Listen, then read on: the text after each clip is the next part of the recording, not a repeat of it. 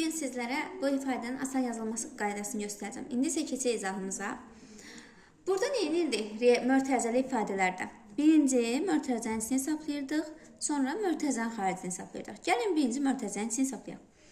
Burada bir dənə balaca mötərizəmiz var. Görürəm ki, burada -6 verir.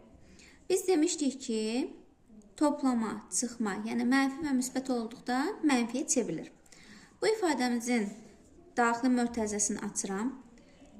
-18 olduğu kimi saxlayıram. Burada -6-dırsa, müsbətlə birləşəndə yenə -6 olacaqmı? Oldu. Mötərizədən azad elədik. Böl 8, üstə gəlsin -3-ü qeyd edirəm hələ ki. Sonra onu da həll edəcəyik. Mənfi. Demişdik nə olur? Toplanır. Toplandan sonra nə edir? Mənfi işarəsi olduğu kimi qalır. -18 ilə -6-nı toplayan necə eləyəcək? -18 ilə -6-nı toplayanda bizdə alınacaq -24. Qeyd elədim. -24 böl 8-imiz də buradaydı. 8 də qeyd elədik. Burada toplanan var, müsbət yəni. Burada mənfi var.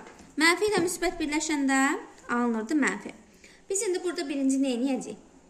Bölmə əməlini yerinə yetirəcəyik. Axı mötərizəsi ifadələrdə birinci vurma və bölmə hesablanır, sonra toplama və çıxma.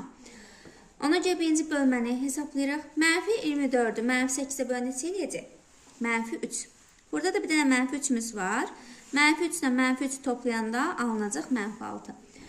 Eyni işarələr toplanır, amma işarə hər zaman olduğu kimi qalır. Yəni 3 ilə 3 toplayırıq, işarəsini yazırıq -6.